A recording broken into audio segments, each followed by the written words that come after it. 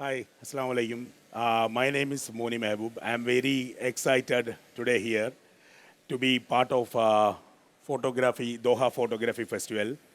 And thank you for having me here with Canon and the event. So today we are basically talking about the art of nature photography. And let's start with photography. I will give you a short introduction. So, my name is Monisa Mehboob. I'm based in Dubai. So, I am doing wildlife photography for almost like a decade, and I'm mostly concentrating on animals and birds around the world. So, for the past few years, I have been like a Canon influencer, and I'm concentrating on endangered species like lynx, tigers, and black leopards. And my career has started almost like 2015 with Canon. So my journey started like from 2015 to 2024. Today I am here. This is my recent picture I have taken with Canon 1DX Mark III. So these are my first three images which I have started my wildlife photography. So these images I have taken with the Canon 5D Mark III. And fortunately, if you notice, all of these images are taken in JPEG. So there is no RAW. So I like started learning from my mistakes. So the first lesson I was learning from my wildlife photography and my camera, the whole thing I was learning was like always shoot with RAW. So the beginning, these images I have taken, you might have seen there is like a black leopard in this image, the first one. So what I'm telling is like there is something called beginner's luck in wildlife photography. So in 2016, when I started wildlife photography, I was very lucky enough to capture a black leopard in wild, which is like very highly like hard to find in wildlife. So in recently, after 100 years, in Africa, there was one in one wild black leopard. After 100 years, it was spotted in Africa. So it is really like endangered one to get such images. So I was very fond of them.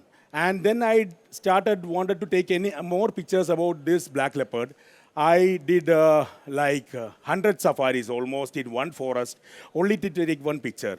So in 2018, I was lucky enough to capture another image after doing like 100 safaris of this black leopard.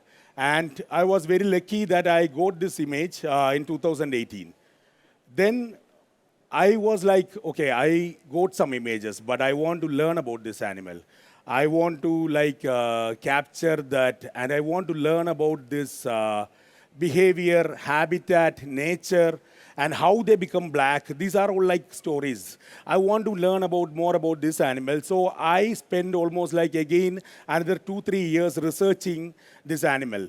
So might be you might have seen a very viral video in Instagram like 2-3 years back. There was one black leopard and one normal leopard in a car park. So there was like I also saw the video. So I done some research behind that. So I was like very excited to see such an image, like in a car park, in a house. There is like a black leopard and normal leopard coming in India. So it was very exciting for me. Then I went these places. I started researching. So I researched with people. I inquired with the local people. I contacted the person who posted this video. Then later, in 2022, I went to this place and I was like, after so many researchers, we were able to see our first black leopard. If you see, this is a whole frame of like almost like this image is 2 kilometers away from me approximately. I have taken with 400 2.8, which is a zoom lens, of course, prime lens with Canon. So my next mission was like how I can get close to this. So I contacted vigorously the local people around the place, and then I asked them, okay, maybe we can work on this. So luckily, I was like able to find some people who are interested in, wildlife. Then I talked to them. So this is our track, like the journey, the video you're gonna see here. It's a video and an effort of my 2 years. we have placed many camera traps with the help of the local people in the wild. So 2 years we have spent completely studying this animal to get some images. So I will play you this video. So first we kept this camera. There is always like trial, error, all these things happen. So we were lucky enough to get some rabbits.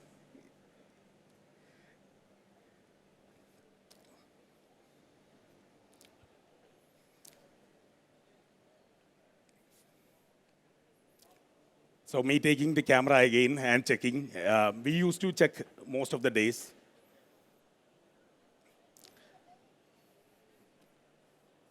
Unfortunately, the sound. Then one fine day, we were able to see one leopard on our track. Then we started exploring these areas like this way now you see here. This is a pathway, the same way the leopard is coming in the night.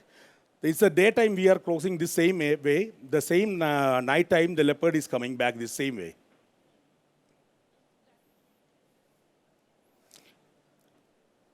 So we find his tracks basically through his footprints, his. Then we started implementing more cameras in more places.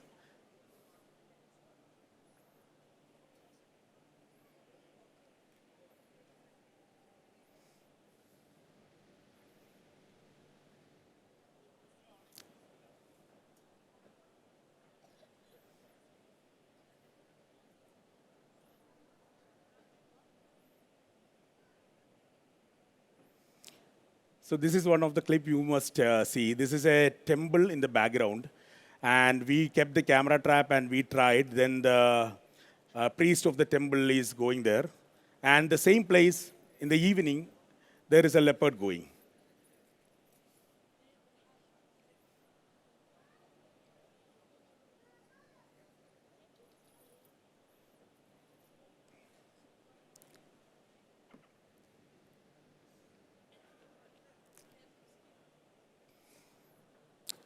These are porcupines.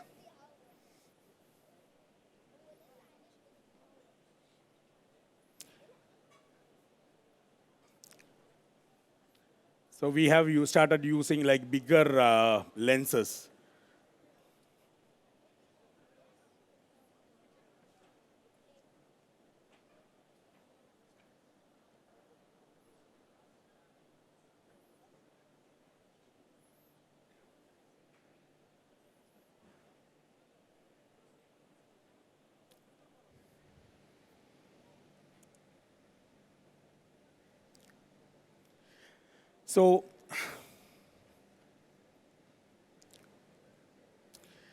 So after 2022, Canon came again into my life in the form of like many telephoto lenses.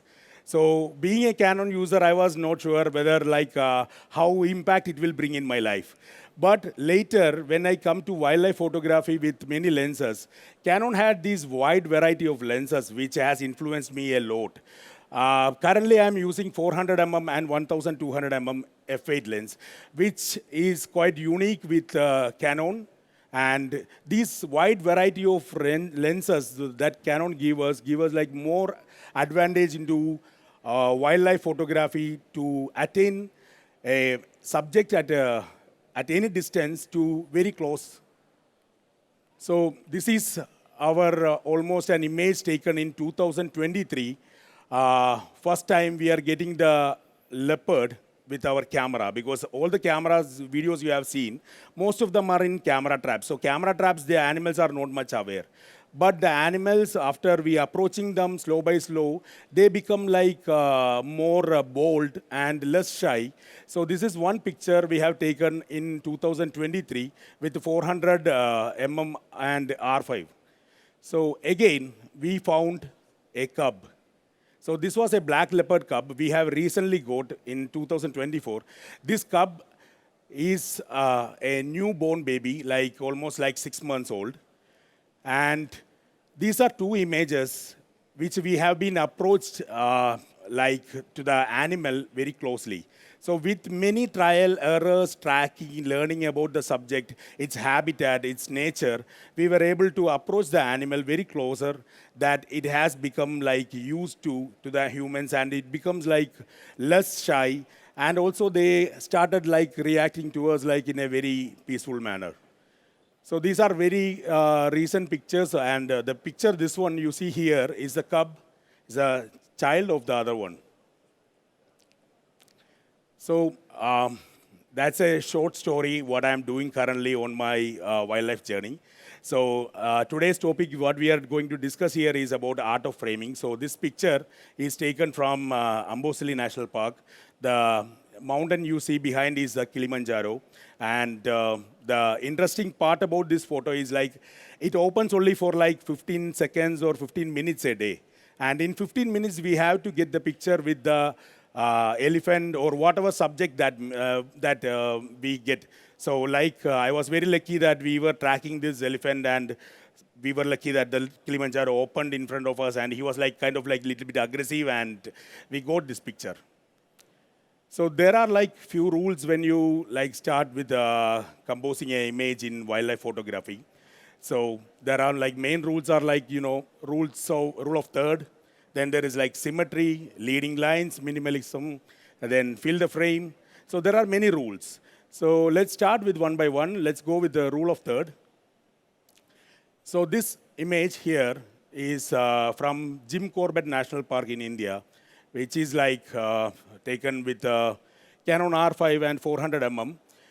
So this tiger is placed exactly in the rule of third. So what is rule of third is like when you compose a frame, and when you divide it like equally, like 3 diagonal and 3 vertically, the line of intersection points will give you that point. And leaving a negative space will give you a more impact to the points where the subject is. So this gives you more focus to the subject and give more powerful or impact to the photo on rule of third. So here, the similar rule is applied on an owl sitting in a tree. So this is another example of rule of third, which the subject is looking to us, but still we have the negative space, and the subject is placed well so that it gives that impact to the whole picture. So here is a picture, another picture, where the lion is facing to the opposite side, but it is also placed well on the rule of third, that it should give an impact to the picture and more importance to the animal. So you might be seeing that he's giving a stretch over here. And yeah, that's why I placed him on the corner and giving that frame mostly. So this is about symmetry. So if you see this picture, this elephant is from one of the biggest tusker in India. And he is from Kabini, a forest in the south. So this guy is being placed centrally so that it becomes a perfect symmetry with the frame. So we have framed the framing in you know, when it comes to symmetry, there can be like horizontal symmetry, and also there can be vertical symmetry. So in vertical symmetry, you might be noticing this image is taken with a tiger and its reflection. So this image is like exactly like a symmetry where the tiger and is very horizontally like symmetry is done. So the next topic is about leading lines. So when it comes to leading lines, there are like few lines that is like starting from infinity and taking you to the subject. In this image, the road is taking directly to the peacock on the first image on the left. So the lines will lead to the subject, and will you give more impact on the subject. So when you consider the other image of the elephant, similar angle is made, like the elephant is coming to us and we are given a space for the road for them to lead that to the subject. So this is about leading lines. So when it comes to portraits, the another method of like framing, it's like portraits are like very most used things in the wildlife, like mostly people more like to the emotions of the animals. And to get the emotions, we have to get them closer and get that expressions and their, how they do the things and how they express their feelings. So these are like post-processed pictures, but of course they are like giving some close portraits of the subject. Like one is a tiger and the other one is like, of course, you guys all know. Yeah. So the next thing when it comes to photography, it is about minimalism. So you have like a lot of negative space in the image and the subject is in exactly in the focus. So this gives you a feeling of like peace, our feeling. Yeah. So this image, these two images I have made in the model of to give the impact of minimalistic image. So that give you that impact and feeling. So this is another type of framing that we are used in wildlife photography. So there are like many rules, many methods of framing. So what we basically do is it is not always easy in wildlife to take a picture and then or maybe like on the field when there are like fast moving like cheetah or like tiger or lion or many birds. It's not easy to always frame and take a picture and before taking a picture it is very hard to frame. It's not always easy. So what we do is always like we give a space to the subject or always to the, the angle where the subject is looking or like the activity the subject is gonna do. The wildlife photography, if I'm telling you with my experience, it is about guessing the right next moment. For that, you have to understand the habitat of the animal, the character of the animal, where are they found, why are they found, and how they are found, and why are they living there, what they're gonna do next, what they're gonna, what is their life cycle, what is their prey, so there are so many things we have to understand before we start wildlife photography. Then the next thing we can do in wildlife photography is we can approach the subject. We can approach to them very close that they don't get disturbed with our presence. So for that, we use mainly many things. The first thing I will tell is like for wildlife photography, we use mainly camouflage dresses. Of course, those who are doing wildlife photography, they know, and others, I am just telling you. We use like more into green stuff, like green dresses, and which will merge according to the forest. Sometimes for desert, some people use the color of the desert. So up to the terrain, we use different type of, dress. And the next thing, it is very important to know one thing about wildlife is first thing is like safe distance. For example, with every animal in wild, there is a distance that how much we can approach and how much after that we cannot approach. For example, I am taking a picture of a bird. After a particular distance I am approaching, the bird, if it is not comfortable, it will definitely fly away. So for me, what I will do with that is like I will first approach the bird, then I will get some time, I will take some record shot. I will let the bird to relax. After a few minutes, then I will approach it again so that the bird becomes like quite used to me and to my habitat, and I can approach it very closer to the birds. So mainly we have talked about the rules in wildlife photography, like how you frame the things. But the next thing I want to tell you is like, see, every photograph is everyone's perspective. So it's like whoever take a picture, it's their vision, how they take the picture. There are rules. Of course, the rules are like to be broken, or made to be broken. So it's like think out of the box or make your own things. Because what you see, what you photograph is your idea, your thinking, your framing. So what I'm suggesting is there are many rules are there, but still think your own way. This is like a picture of an elephant I have taken with a drone. And this gives me like a different frame, like a goat's eye, or like from a top view, how it looks like. So this is so the next image. The next image I am taking is about a lynx, which I have taken recently from Spain, and an Indian leopard, which I have taken in 2020 with Canon 5D Mark III and 500 mm. So these two images, what I'm telling you is like, if you see the angle, I have perfectly aligned myself to the level of the subject. So it is like get low. I will say like get low because you have to get that emotion or you have to get that angle right to the subject. If you get the angle right to the subject, then you will be able to get the best angle shot, and which will also leave like a background. If you get the right angle to the subject, you are seeing maybe there is like another two links, which I don't want that in the focus because the major priority was for the mother. If you see this leopard, there is a background. I have left a background there so that how I get the angle is like I get low to that level so that I can get that best angle. So this is one method like we used to do in wildlife photography to get that angle. So the next thing I have done this in Amboseli. This elephant here is like, I have inverted my camera thanks to that Canon Connect. You might know this application named Canon Connect. It's there in the camera, mobile phone. So I have inverted my camera with a monopod, and I have viewed through my mobile, and I have taken this picture of this elephant walking in the ground, like from Amboseli. So it's always not necessary to, get low.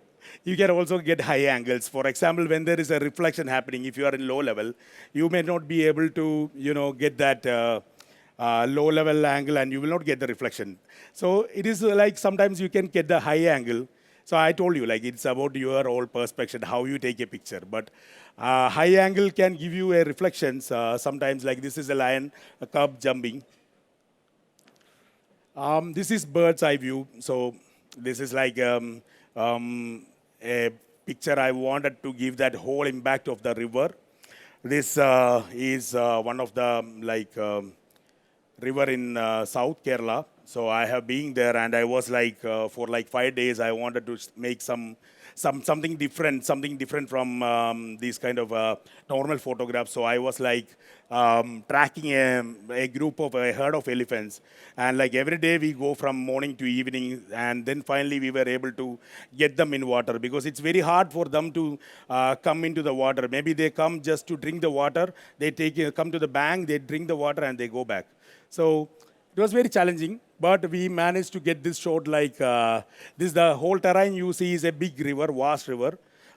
It is named as Adirampalli Waterfalls. The most important thing in photography, even you take any photograph, there is like, there should be having emotion.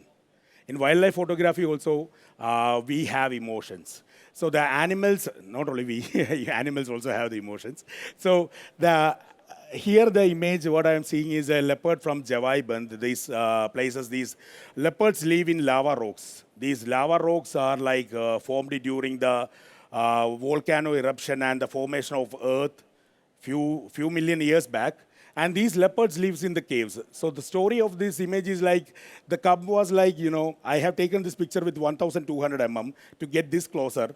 But the cub was like, okay, who are you that are giving that flaming response to me in this picture? So it is always good that we have that emotion in our pictures. Here is a giraffe, and a baby giraffe is drinking milk.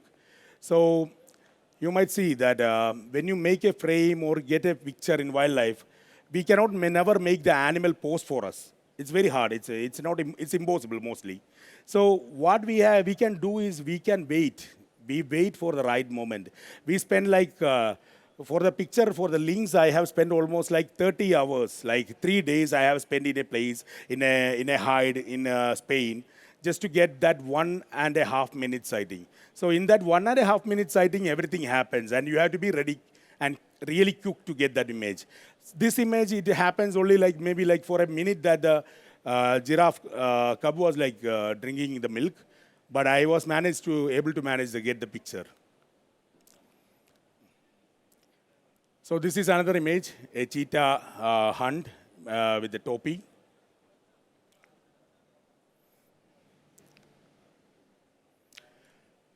The next thing about wildlife photography is to have, to get the eye contact with the subject.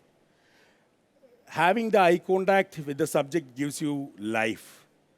When the subject is looking at you, it will give you more impact than a subject looking away from the frame. So in these two pictures, I have shown like the eye contact with the subject. Here, the leopard here is taken from a forest named as Rajaji. Over here, what happens is the flowers you see here is named as blooming. This blooming, it blooms only once in a year. And to get such an image, it took like another 1 year you have to wait to get that image. And the leopard here and the tiger here. So this is a new 2-year-old cub from a place named Nagarhole. So these images I have taken, and at the right moment we have taken this picture that they give that complete impact, and they were completely watching us. So this gives more impact to the photos when you are like giving that eye contact with the animal. So these are two pictures I have taken in high shutter. I mean like high shutter and like high frame rate. So one you see here is a eagle, which is taken in a serpent eagle taken with the backlight. So here we have used like high shutter speed and high frame rate. With the Canon R5 Mark I, I have taken this picture with the 600 mm. And the technique I was used was like to get it in the backlight, because it was sitting opposite to the sun. So it was like in the opposite direction. Then I myself walked almost like 500 meters to cover that direction. I want that subject in backlight. So that gives that correct impact to the picture. And I have taken this with almost like 20 FPS with Canon R5 Mark I. And the next one is like a front light. So here you see that the impact is different on two images. This one was like a flame-throated bulbul. He was like drinking water, and then after seeing us, like he just flied away. So we took that picture with a high shutter speed. But the whole moment happened in like 1.5 seconds. The bear, actually we were approaching the bear, like we were taking a photo. We saw the bear from along, and we were like standing still. So as we see the mother and the cub was like walking away from us. So after a certain distance, the bear come very close to us that it see us at like an instant, and he become little bit aggressive. If somebody wants to see that video, I have posted it in my Instagram on Reels.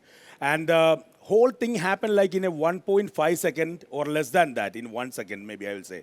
The bear stood up, and he was giving that alarm, like a warning, like if you approach like a threatening thing, like he was doing this. So, and I was like ready to take the shot, and I was very lucky enough to get that picture. So this is the first picture I got, where the bear is like showing me the aggressiveness that if I approach, it is gonna be something that I broke the safe distance. Then this is the second picture where the bear and the cub is like looking into my frame. Yeah. So these are the two images I just wanted to show you with the high shutter speed. In 1 second, we have clicked almost like 20 frames per second, 20 frames in 1 second. With R5 Mark I and 400 mm, I have clicked these pictures. But this show the balance, like how quick you have to be in wildlife. Sometimes this moment can happen, will never happen in life. Maybe this can happen after 10 years, or maybe it can happen next day. But the thing is, like in wildlife, what you have today is only for today. Tomorrow it will be something different, something new game. But repetition very rarely happens in wildlife. So these are like contrast images I have made. And this is like giving you more image, more focus to the subject, giving that frame. I have given this, like I have post-processed these images to give that high contrast feeling to the subject. So this are basically my gears, which I am using here in wildlife. So my gears are Canon R5 Mark I and Canon R3. Then Canon 1DX Mark II, which is being with me from like 2018, and Canon RF 2470, then 400, 1200, and 100 mm macro, which I'm using. And like supporting gears I'm using is like from Leophoto, Leophoto tripod, then monopod, then Benrose gimbal head, memory card like SanDisk, Angelbird. Angelbird is really fast for wildlife. Giving like very good writing speed, which helps us like to capture. Writing speed is less, will give us more buffer less buffer, yeah. And bag is like think tank. So the main reason why I choose Canon in my experience, overall experience in my life, is about few things. First thing is like from 2015, I am using Canon. So I have moved to other brands and I have tried like a test with, I have got like test with many other brands. But the first thing I will tell you is like, see, the ease of use, the way the Canon cameras work, the ergonomics and the ease of use of the Canon cameras, that is very, very easy. A beginner can start, a pro can start. It has all the things from the beginner to the pro. So I have used, and it was very, very convenient for me. And it was very like, very, every time they come up with some new innovative things like always. And another thing I want to tell you is about the wide variety of lenses. So wide variety of lenses like from 2470 to 1200 f8 lens, which no other brands have, is one of the main specialty of like Canon. For example, a wildlife photographer or a sports photographer or like it has lenses for all of you. Like whoever is a photographer, whoever wants whatever thing he wants, they have a lens on it. So it's one of the thing, and like high frame rate, of course, yeah, one of the reason. And low light performance, I'm quite satisfied. Recently, I have taken R5 Mark II for a test in Spain. Then at around like early morning 6:30, there came a raptor. So it was a eagle, and I pushed my ISO up to 12,800. At 12,800 ISO, I was not sure, okay, what's going to happen? I just don't want to miss the frame. So when I take to my home and I see the image, of course, there was like some noises.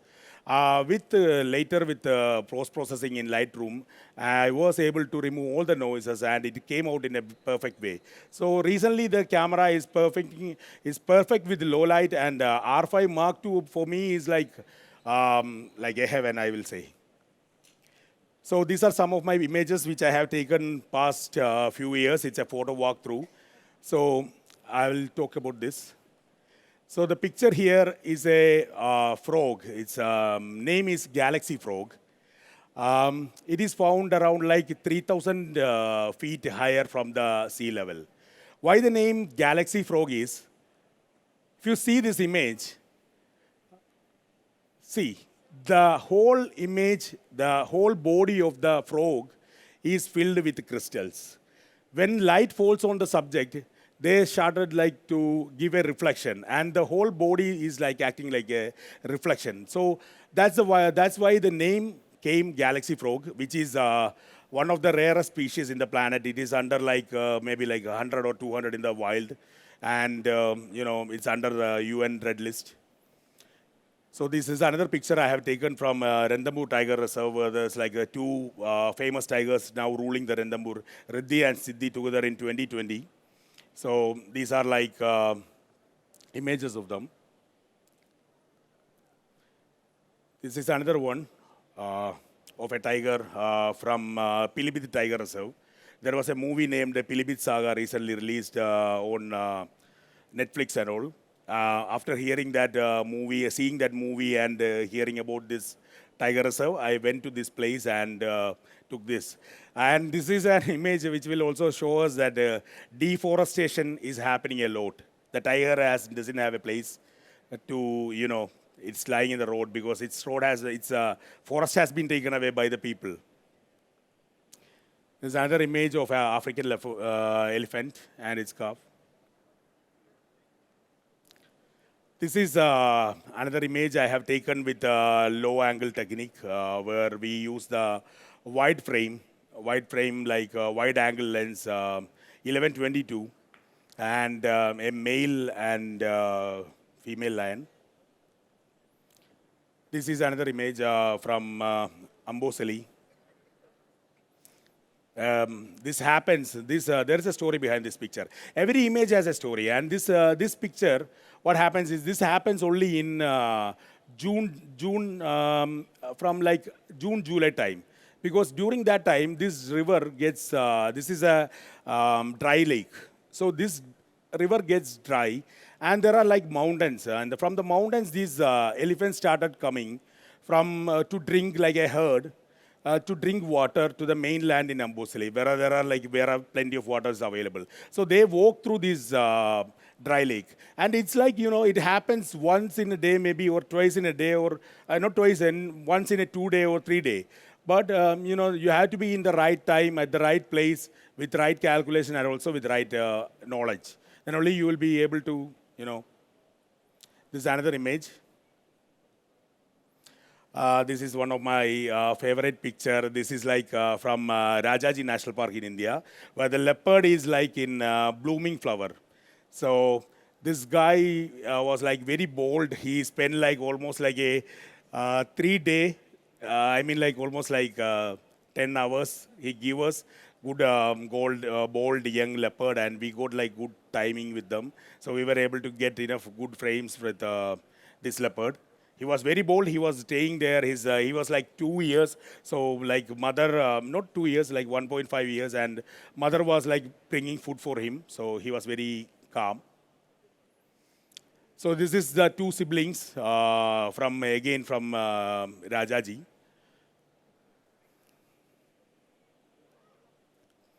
So this is a Malabar pit viper, which we have taken with a macro lens. So if you notice this picture, you might have seen that the anchor of the, guy. And when it comes to like macro photography, what we use external light source. We use like diffuser and flash to get that image. And we take like the f value, the aperture value, up to like f16, f14 to get that full impact on the image. So this is another green wine snake taken in a similar method, but it is taken with normal light. No artificial light has been used. These are another two images. This one is like a from Pench Tiger Reserve in 2020, and the other one is an elephant.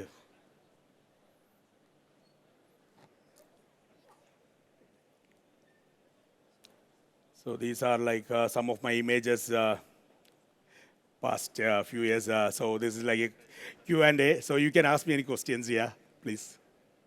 Yes.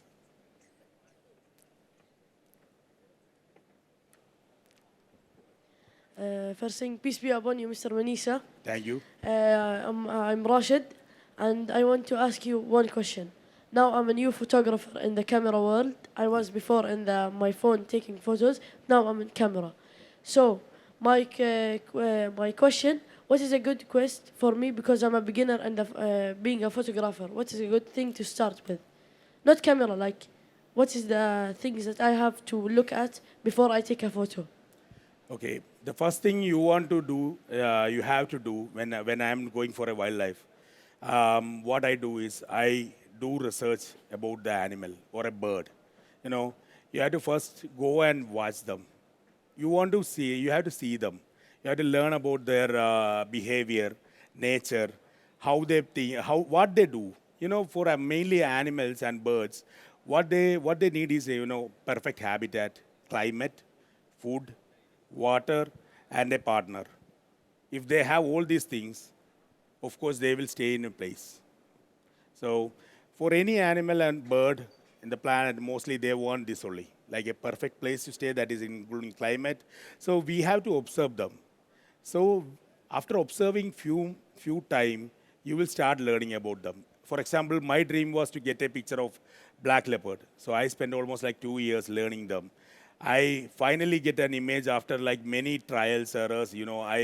Every month I used to spend 10 days learning them, every month, up to for 2 years. In 2 years only, I was like able to learn. So you have to understand a species. Next thing is you have to approach them. How you approach them? You will approach them through, getting camouflage, because they are shy. So for example, you are going to a bird with a mobile phone. You are going to take a photo of the mobile with a photo of the bird. But bird doesn't know. Bird thinks you are like a danger for him. So what he will do? He will fly away. Yes. Because he thinks he doesn't know mobile phone. Yeah. Yes. Sorry, yeah. I want to ask you now to take a photo. What I have to do to get a good photo like this photos that you Yeah. have took? First thing is you have to learn about the species. Next thing is like you have to approach the the subject. Third thing is like first thing I have told you. The third thing is you have to have a good camera with you and always carry a zoom lens. All the pictures you are seeing here, I have not gone anything to the subject. I have not approached any subject like except the macro photography. But I have approached the subject in macro photography with the help of like trained people. Other all subjects I have taken with a particular distance, keeping the safe distance.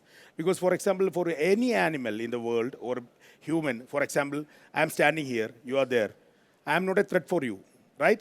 But if I approach very close to you and I am started like, okay, Rashid, I do something. Interact. Yeah, then it's like I'm a threat for you, right? For you, I'm a threat. So for any animal, it's like the same. So we have to give them animals that distance. That distance we give them Safe zone. safe zone, yeah, safe distance, and give time to settle. First, they will watch you, click some pictures, relax. Then they will again watch you. Then once slowly they will get close to the habitat. They will forget you. They know that you are not a threat. They will become very active. They will be more, they don't care about you anymore. They will be like very doing their own things. Like you're telling me that to take your time, not Take your Of time. course, I Yeah. come, I take على طول. Yeah, and then relax. Spend more time with the subject. With more time, you will get good images. Yes. That's Thank how you we so can. much. Yeah, Thank you so much. Hi, Manisa. yeah. Hi. This was really amazing, really. You know, Yeah. whoever wants to go in wildlife. But I was concerned that you have gone to places where, how did you do your safety in this kind of places? Because what we see is you went to really into the wildest wild, Yeah. inside. And I know you have zoom lenses and all, but did you have any story where you really got attacked or something like? No, I have never been attacked by any animal. Okay. Of course, I have seen like accidentally sometimes because they are always they are very blend in nature. To be honest, the most hardest thing to see in a wildlife, there are like two things. I will tell you from my experience. One is nightjar. If nightjar, they sit on like on sand or some kind of places like near a tree. It's very hard to see. The next thing is owl. Similarly, leopards in big cats, leopards are very camo. Even like he sit on a tree, when your friend see and he will show you, you will not be able to understand where he is sitting. It's very hard to see. But animals, we are not in their food circle. We are not there in the food chain. So they don't know, they don't want to attack us. They are very happy with their life. Unless once they started attacking humans and started eating, always the first attack was never for like food. It was always an accident. No animals like maybe if they gets very older only they attack humans. Otherwise they are happy with their meals. So they are like very chances. We always observe. We observe well. We never go with one person alone. I am not going with alone. I never go alone. I always go with like a team, like 1, 2 people, and we carry some safety equipments. And also like everyone like watches very well. And tracking a leopard like in the core and the black panther and all, what we did was like we went extremely to the jungle, and also we have like we always track like what the time he has moved. His footprint is there. So always we do research like footprint, poo, like where is like his marking on the tree. So he has moved or not moved. So all these things we track, and then only we approach the animal. And where did you find that black leopard? West, I was just curious. Western Ghats, Western Ghats. Oh, yeah, Western Ghats of India. it's huge. Yeah, huge. Yeah, like Ooty, Okay. Ooty side. Yeah. Oh, So thank you guys. Thank you all. I was at the beginning, I was a little bit excited and I was like, kind of nervous. But later, I'm very okay with all of you. And thanks for attending the event. And thanks to Doha Photography Festival for having me here. This is my first event in Qatar. Like, I'm very excited. I was very excited. And I do like photography mentoring with, like, for people. I teach photography. I take people on, like, I'm a basically influencer for Canon. So I take people around the world for learning teaching photography. And so before we close the chapter, I will tell you a story about conservation. So this is like, you might all have known, like in 1800s, like British has occupied India. Like in 1800s, what happened was like they have like invaded India and took over all over India. So 1890 or 1880, there was some guy who was like first planted the coffee and tea in Western Ghats of India. So what happened during that time was like major deforestation happened. And from 1890 to 19th century till today, all the forest has been like, occupied by the people, and deforestation has happened in a large scale. So many herbivorous animals like deers, sambar deer, mouse deer, many herbivorous animals have moved away from this place because they have no food. Some died, some moved away. So later, what happened is the carnivorous animal like leopard, tiger, and many other animals like this, they had no food because the deers have moved from the place. And the next thing happened was like, as the human, they invaded these places. And human waste, like, they started the meat shop, meat, and then the food waste, they started to throw in the roads. So as a part of this, the human waste started increasing. And what happened with the nature was like the carnivorous animal, they have nothing else other than to feed on the dogs or these human wastes or the waste dumped by the meat shop.